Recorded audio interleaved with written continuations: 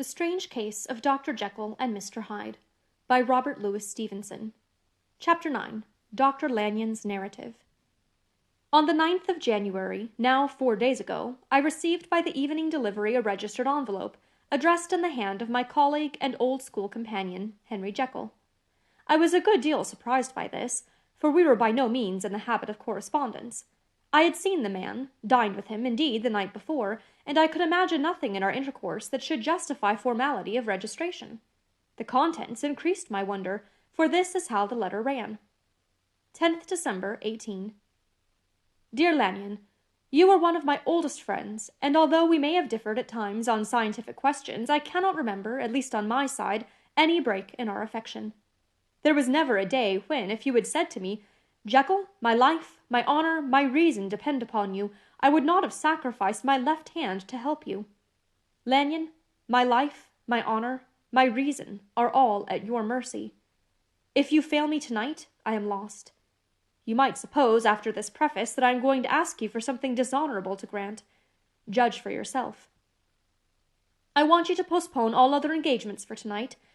Aye, even if you were summoned to the bedside of an emperor, to take a cab, unless your carriage should be actually at the door, and with this letter in your hand for consultation, to drive straight to my house. Poole, my butler, has his orders. You will find him waiting your arrival with the locksmith. The door of my cabinet is then to be forced, and you are to go in alone. To open the glazed press, letter E, on the left hand, breaking the lock if it be shut, and to draw out, with all its contents as they stand, the fourth drawer from the top, or, which is the same thing, the third from the bottom.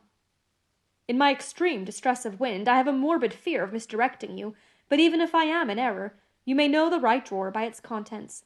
Some powders, a file, and a paper-book. This drawer I beg of you to carry back with you to Cavendish Square exactly as it stands. That is the first part of the service. Now for the second. You should be back, if you set out at once on the receipt of this, long before midnight, but I will leave you that amount of margin, not only in the fear of one of those obstacles that can neither be prevented nor foreseen, but because an hour when your servants are in bed is to be preferred for what will then remain to do. At midnight, then, I have to ask you to be alone in your consulting room, to admit with your own hand into the house a man who will present himself in my name, and to place in his hands the drawer that you will have brought with you from my cabinet. Then you will have played your part and earned my gratitude completely.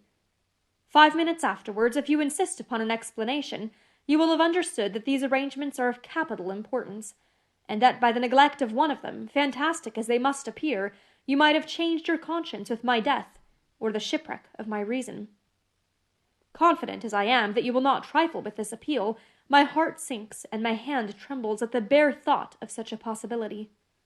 Think of me at this hour, in a strange place, laboring under a blackness of distress that no fancy can exaggerate, and yet well aware that, if you will but punctually serve me, my troubles will roll away like a story that is told. Serve me, my dear Lanyon, and save your friend, H.J. P.S. I had already sealed this up when a fresh terror struck upon my soul. It is possible that the post-office may fail me, and this letter not come into your hands until tomorrow morning. In that case, dear Lanyon, do my errand when it shall be most convenient for you in the course of the day, and once more expect my messenger at midnight. It may then already be too late, and if that night passes without event, you will know that you have seen the last of Henry Jekyll.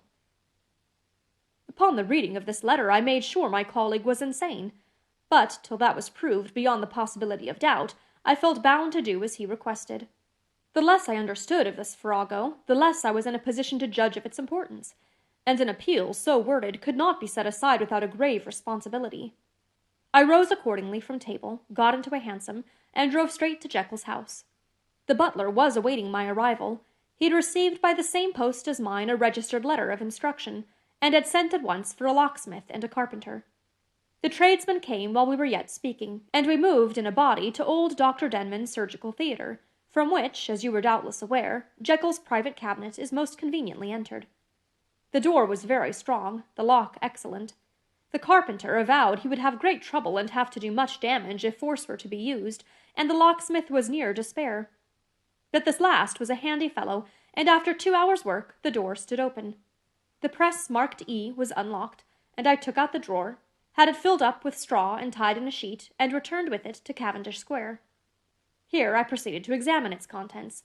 The powders were neatly enough made up, but not with the nicety of the dispensing chemist, so that it was plain they were of Jekyll's private manufacture, and when I opened one of the wrappers I found what seemed to me a simple crystalline salt of a white color.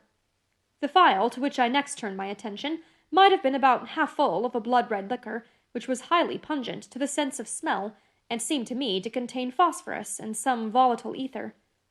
At the other ingredients I could make no guess. The book was an ordinary version book, and contained little but a series of dates. These covered a period of many years, but I observed that the entries ceased nearly a year ago, and quite abruptly. Here and there a brief remark was appended to a date, usually no more than a single word, double occurring perhaps 6 times in a total of several hundred entries, and once very early in the list, and followed by several marks of exclamation, total failure. All this, though it whetted my curiosity, told me little that was definite. Here were a phial of some tincture, a paper of some salt, and the record of a series of experiments that had led, like too many of Jekyll's investigations, to no end of practical usefulness. How could the presence of these articles in my house affect either the honor, the sanity, or the life of my flighty colleague? If his messenger could go to one place, why could he not go to another? And even granting some impediment, why was this gentleman to be received by me in secret? The more I reflected, the more convinced I grew that I was dealing with a case of cerebral disease, and though I dismissed my servants to bed, I loaded an old revolver, that I might be found in some posture of self-defence. 12 o'clock had scarce rung out over London ere the knocker sounded very gently on the door. I went myself at the summons, and found a small man crouching against the pillars of the portico. "Are you come from Dr. Jekyll?" I asked. He told me yes, by a constrained gesture, and when I had bidden him enter, he did not obey me without a searching backward glance into the darkness of the square. There was a policeman not far off, advancing with his bull's eye open, and at the sight I thought my visitor started, and made greater haste.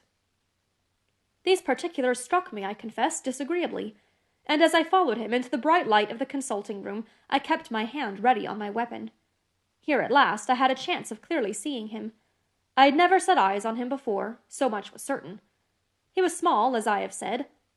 I was struck, besides, at the shocking expression of his face, with his remarkable combination of great muscular activity and great apparent debility of constitution, and, last but not least, with the odd, subjective disturbance caused by his neighborhood. This bore some resemblance to incipient rigor, and was accompanied by a marked sinking of the pulse. At the time I set it down to some idiosyncratic personal distaste, and merely wondered at the acuteness of the symptoms. But I have since had reason to believe the cause to lie much deeper in the nature of man, and to turn on some nobler hinge than the principle of hatred.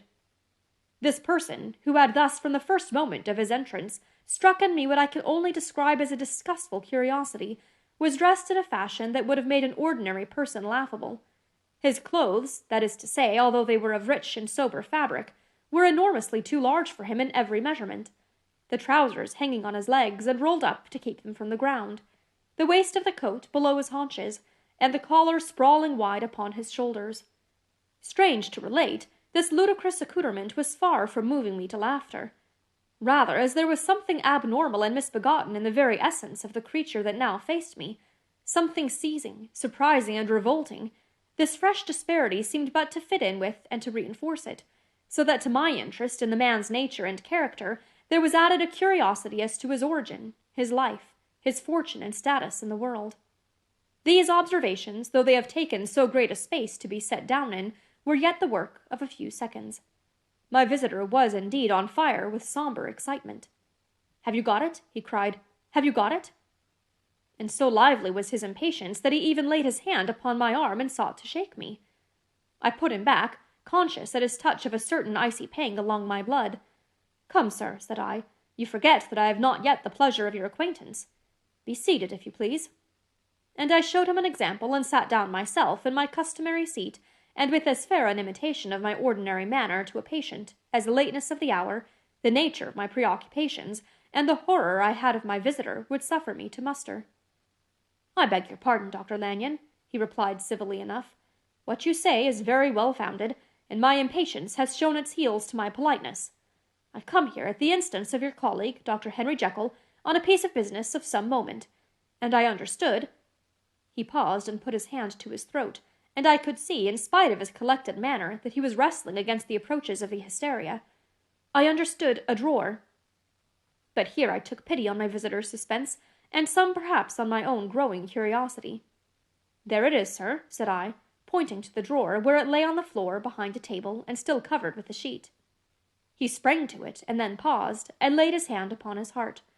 I could hear his teeth grate with the convulsive action of his jaws, and his face was so ghastly to see that I grew alarmed both for his life and reason. "Compose yourself," said I. He turned a dreadful smile to me, and as if with the decision of despair plucked away the sheet.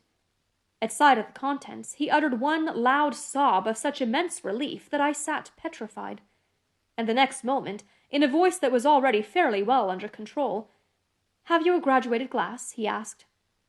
I rose from my place with something of an effort, and gave him what he asked. He thanked me with a smiling nod, measured out a few minims of the red tincture, and added one of the powders. The mixture, which was at first of a reddish hue, began, in proportion as the crystals melted, to brighten in color, to effervesce audibly, and to throw off small fumes of vapor. Suddenly, and at the same moment, the ebullition ceased, and the compound changed to a dark purple, which faded again more slowly to a watery green.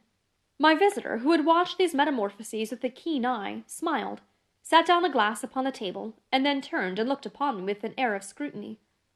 "And now," said he, "to settle what remains. Will you be wise? Will you be guided?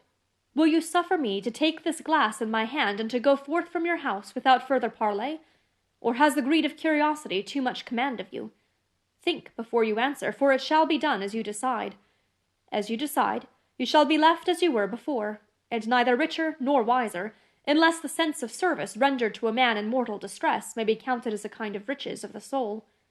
Or, if you shall so prefer to choose, a new province of knowledge and new avenues to fame and power shall be laid open to you, here, in this room, upon the instant, and your sight shall be blasted by a prodigy to stagger the unbelief of Satan." "Sir," said I, affecting a coolness that I was far from truly possessing, "you speak enigmas, and you'll perhaps not wonder that I hear you with no very strong impression of belief. But I have gone too far in the way of inexplicable services to pause before I see the end."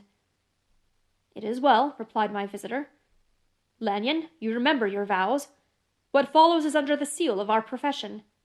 And now, you who have so long been bound to the most narrow and material views, you who have denied the virtue of transcendental medicine, you who have derided your superiors, behold."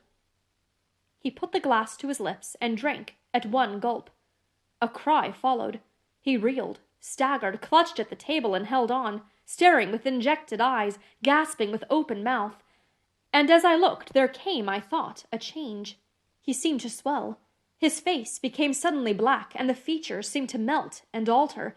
And the next moment I had sprung to my feet and leaped back against the wall, my arm raised to shield me from that prodigy, my mind submerged in terror.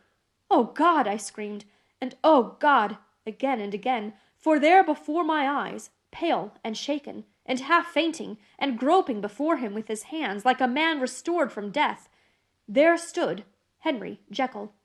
What he told me in the next hour I cannot bring my mind to set on paper. I saw what I saw.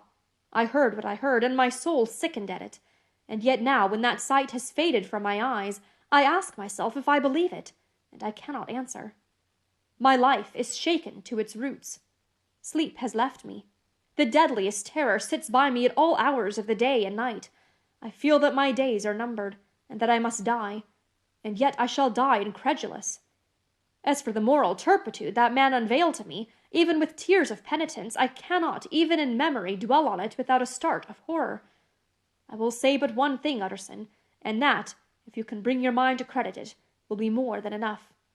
The creature who crept into my house that night was, on Jekyll's own confession, known by the name of Hyde, and hunted for in every corner of the land as the murderer of Carew. Hasty Lanyon.